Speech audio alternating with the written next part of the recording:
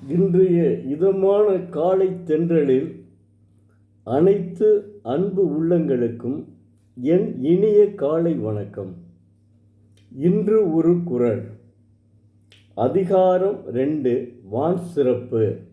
அதில் குறள் எண் 12.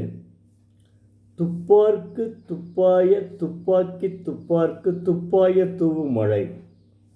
இதனுடைய பொருள், தெய்வப்புலவர் திருவள்ளுவர் உண்பவர்களுக்கு நல்ல உணவுகளை உண்டாக்கி கொடுப்பதும் தானும் உண்பவர்களுக்கு உணவாக இருப்பதும் மழையே ஆகும் என்கிறார்.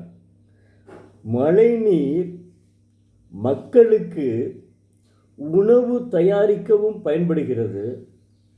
அதே சமயம் அந்த மழைநீரை குடித்தே சில பசியை போக்கின்றனர்.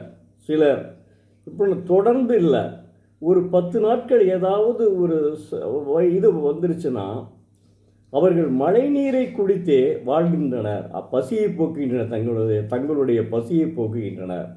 அந்த அளவுக்கு மழைநீருக்கு மகத்துவம் உண்டு. அதனால்தான் தமிழக அரசு ஒரு 10 ஆண்டுகளுக்கு முன்பு மழைநீர் சேகரிப்பு திட்டம் என்றை உருவாக்கினார்கள்.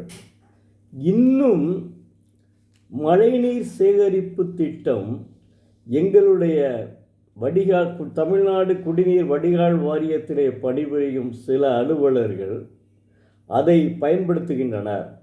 தொடர்ந்து வருடம் பூராம் அந்த மழைநீரை வைத்தே குடிநீரும் சமையலுக்கும் பயன்படுத்துகிறார்கள்.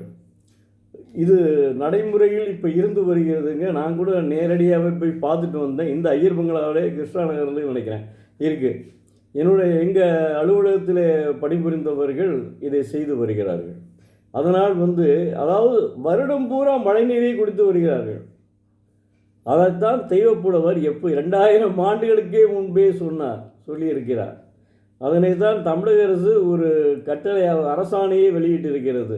எல்லார் வீடுகளிலேயும், ஏன்னா மழையின்றி தவிக்கிறோம், அதனால் பூமிக்கடியில் தண்ணீர் இருப்பது கடினமாக இருக்கிறது. அதனால் தாங்கள் ஒவ்வொருவரும் மழைநீர் சேகரிப்பு திட்டத்தை உருவாக்க வேண்டும் என்று ஒரு ஆணை பிறப்பித்தார்கள்.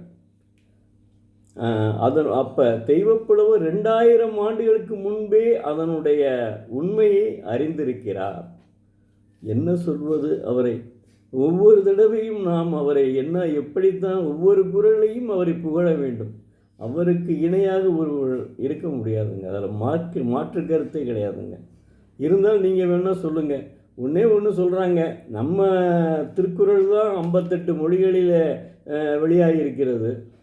அதற்கு முன்னால் ஒரு புத்தகம் இருக்கிறதுனா அதை மதத்தை சேர்ந்தது, அதாவது பைபிள்னு சொல்கிறோம்ல, கிறிஸ்தவ மதத்தை சேர்ந்தது. அது நிறையா நூல்கள். ஏன்னா உலகம் பைபிள் கிறிஸ்தவ மதம் அமெரிக்காவில் தான் முதலில் இதாகிங்க.